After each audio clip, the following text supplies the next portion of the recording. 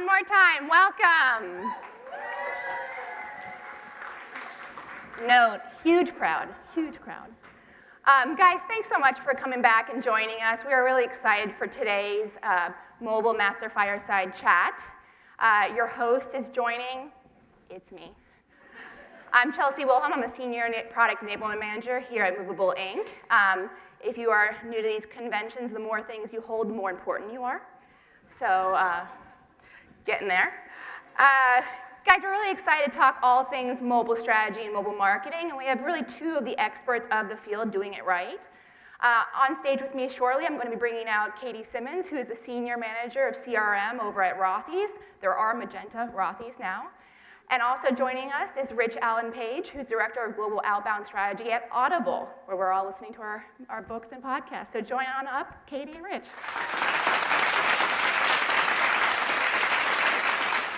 Great, excited to be here. Yeah. I was just gearing out here at everyone sitting and watching, and I would say better crowd than Madison Square Garden. Look at this crowd. I do Round see of some of my applause for biggest them. fans out there. Oh, yeah. What were you saying, Rich? I said I do see some of my biggest fans out there. Thousands. Guys, can you just take a second to introduce yourself, a little bit about what you do, and if you would indulge us, your favorite app?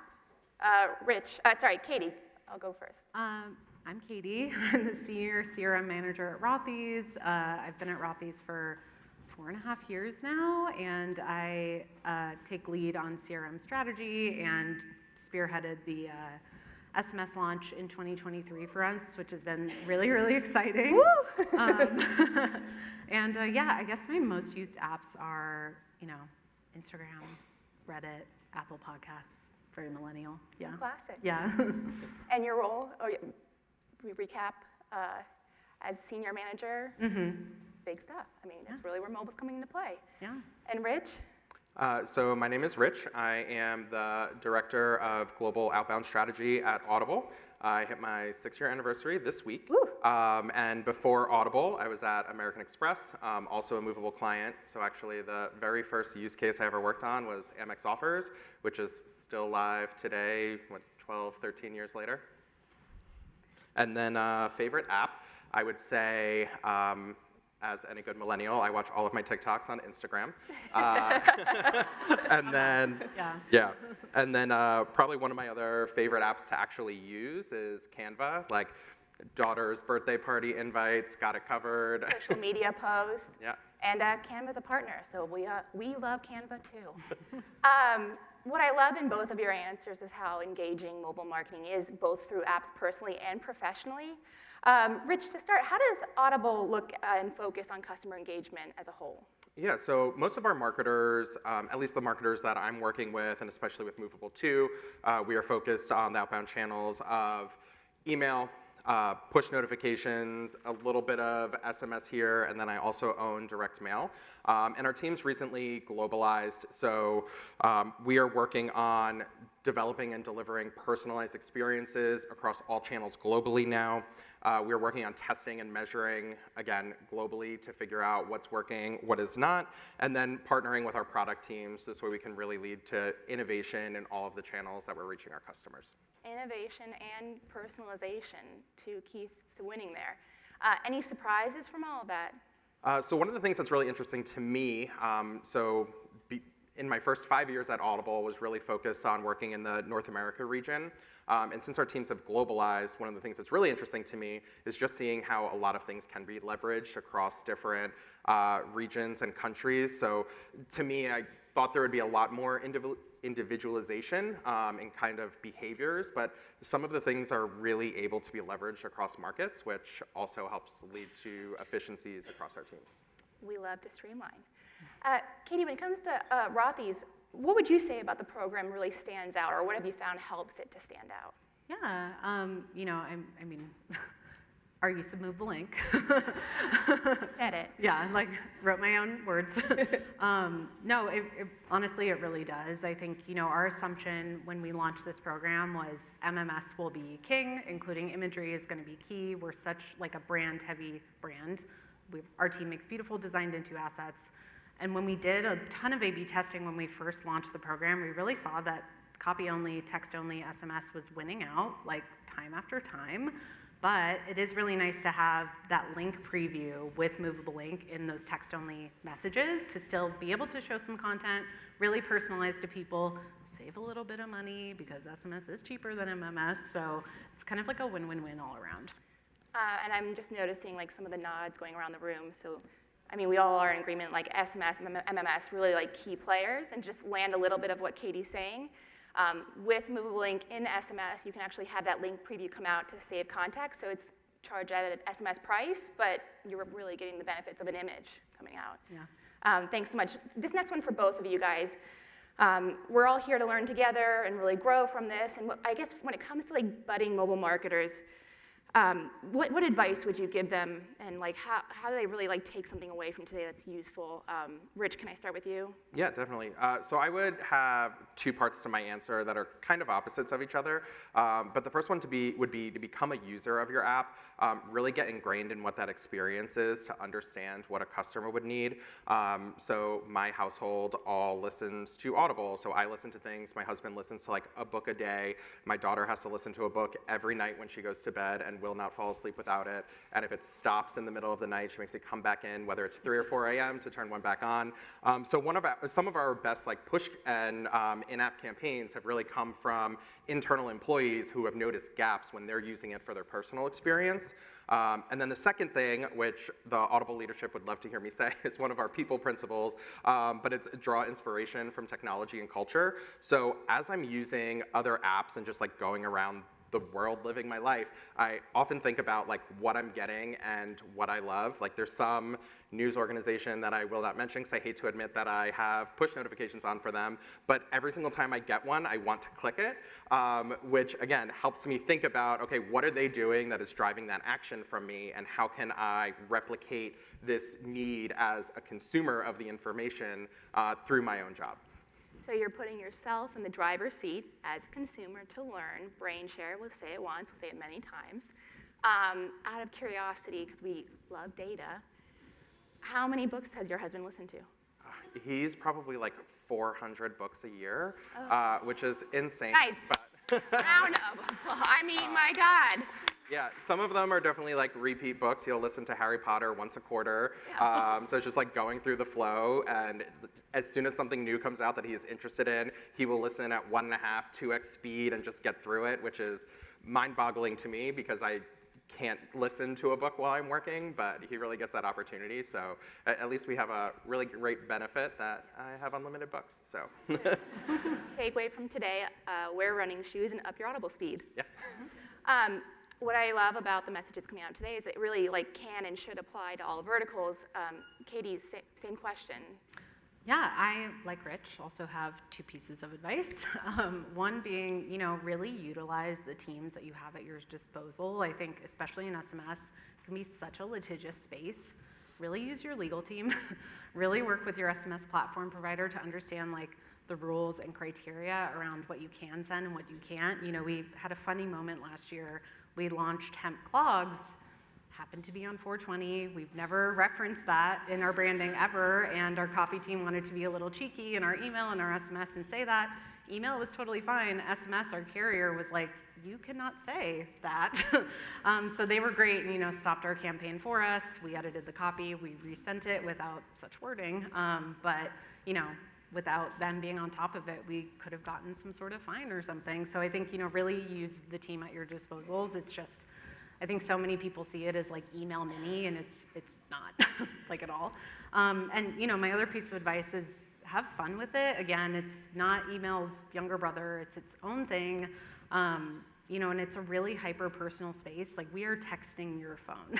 Like, that is so personal. That's where your parents show up, your friends show up. Like, it needs to be meaningful, it needs to be impactful, you can't be too noisy, and you have a limited amount of space to use copy and creative. Like, have fun with it, It's not, can't be as long as an email. Like, you have to get creative. So, I mean, that's all like super helpful, and I just want to make sure my boss knows that I heard use the legal team. So I'm on it. Pulling it back to like thinking about like we've got a lot of consumer data out there, and sometimes it can be a bit overwhelming, and there's many buckets of it, and you're trying to organize it. Rich, when it comes to organizing data in the mobile space, like what's one learning to managing consumer data better that we could take away from? Yeah, so my advice here is to start small, and there's so much data, and especially with using a platform like Movable Ink, you can kind of go crazy with what you can do and creating different scenarios for all of these different people. But if you've never dug into the data at your company and what you can use to personalize, it does get a little challenging at times. So like one example is our year-end summary email, where it kind of started with us just picking out a few points where we knew the data was there, we knew the data was clean, and we were able to use it in a campaign.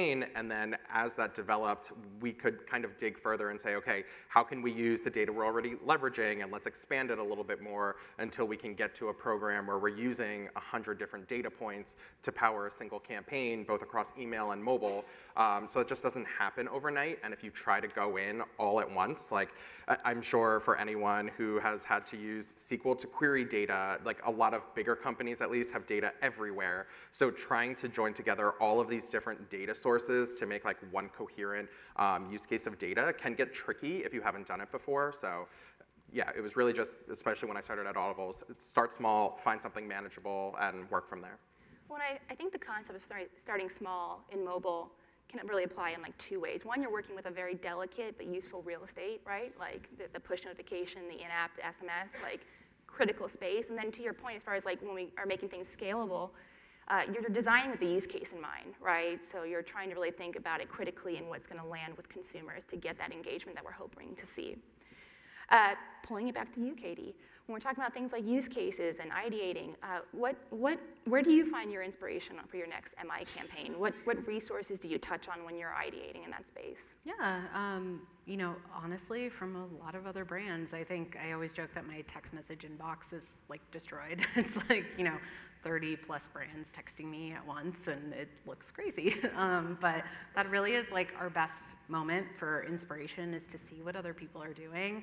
I think as well, like I look to our own website. I look to our own emails and see what we're already doing there.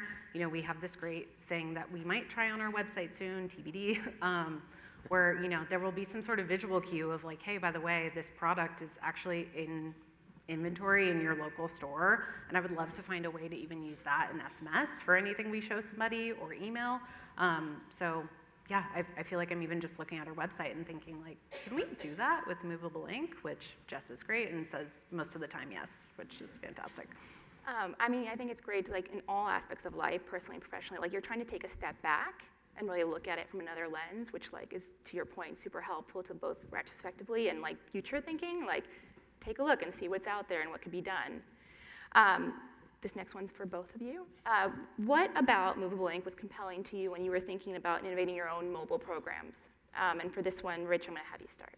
Yeah, so we've been using Movable at Audible basically since day one for me. It was one of my first things that I started working on. And we really had focused on just email at first.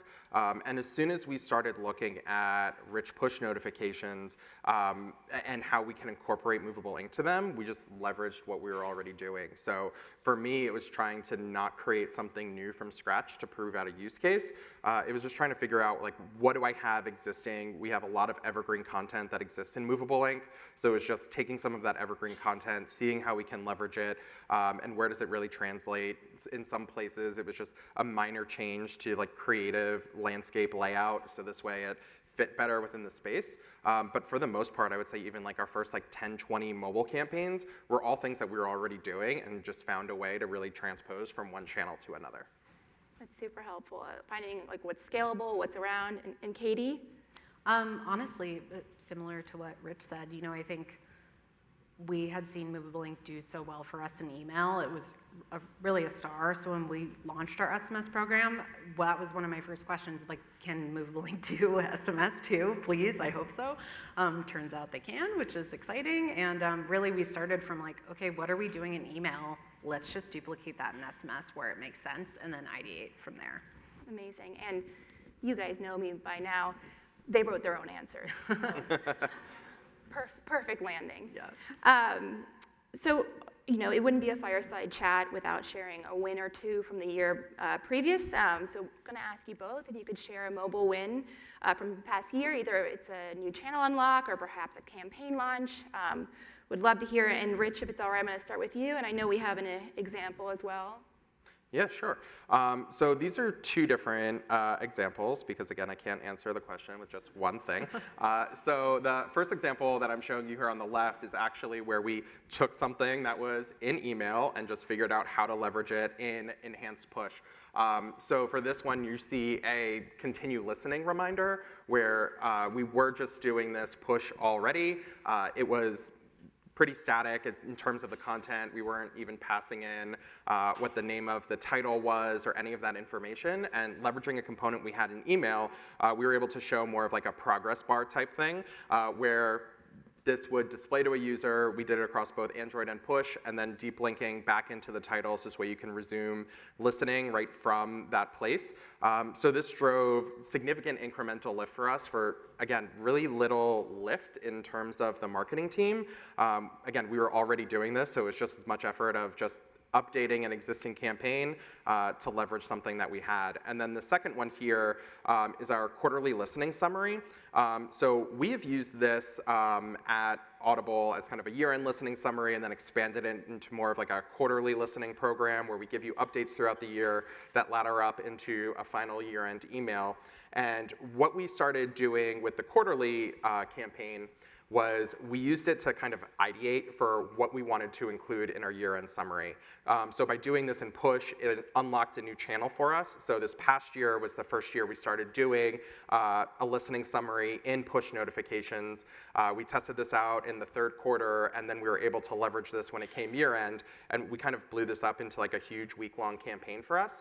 So we did like a Audible Stats Week, where we were able to show customers a different stat through a push notification every single day that teased what was going to be in their email. So we were trying to get customers to engage with both of the channels in the lead up to that campaign eventually. By getting them excited, we were seeing engagement within the push notifications, and then through using a small holdout too, we were really able to see that we also drove a significant increase in engagement within the email itself from that population that was getting the push already.